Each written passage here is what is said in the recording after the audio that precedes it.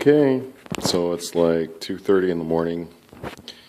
I think the hive is ready. The bees are downstairs. They're sleeping, and they are going to be released into their new home tomorrow morning. So this is the hive we built.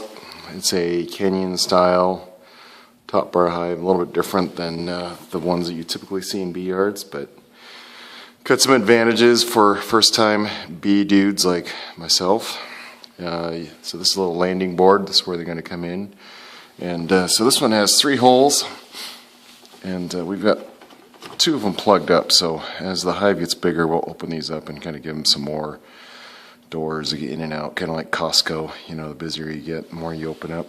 So this will really protect them, though, so that they've got guard bees, and so they've only got 1 door to guard right now, while the hive is still small. And as they get larger, then of course more bees mean that they'll need some more holes. So another kind of neat feature that we built in this one. And again, thanks for Ken McDonald. He did all the research, and he's got one too. We'll see that one tomorrow. But he's kind of helped me with all the plans. And then Tom Barker as well. He kind of came over and helped build it. So this one's got a window so that you can come check on your bees throughout the year, see how they're doing.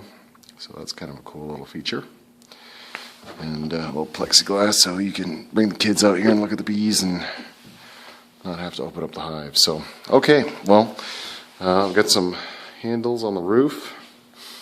This here is the roof, and I got these little clasps. They clasp the roof down. And I'm going to put it on mute or pause here for a minute while I pull off the roof. So we'll see what the inside looks like. Okay, be back in a second. Okay, so now we're looking in the top of the hive. And so you can see this lumber here is just kind of some scrap lumber. And that's kind of the other cool thing about this particular hive, is that you can just build it out of scrap stuff they have around the house. I think the whole thing probably cost me about $50 in lumber, so not bad at all. I didn't paint the inside.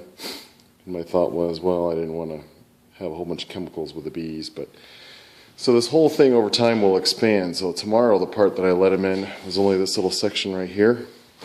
And then as the hive gets bigger, we'll keep on adding more and more of these bars. And so we'll open these up. These here are actually where the bees are going to go, in here. And this is hopefully where they're going to make their new home. And so we got a wall there and a wall there, and then what they'll start doing is they'll hopefully start making their brood chamber here on these strips. And you can see I put some popsicle sticks with some beeswax, and if everything works right, they're going to come in like, oh, well, someone's already made a house here, and we'll just kind of start where they left off.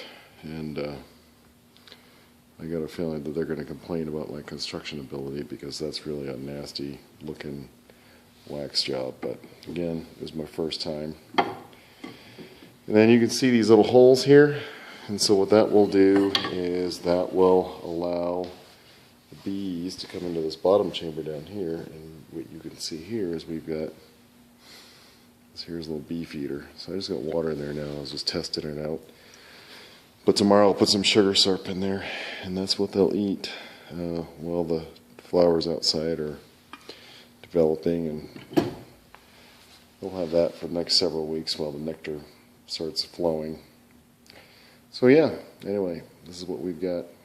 So tomorrow, bees, hopefully they like it. Otherwise it's going to it's going to be kind of sad. Not only that, apparently bees are pretty expensive. There's about $100 worth of bees, so I really don't want them to fly away. All right, so till tomorrow, good night.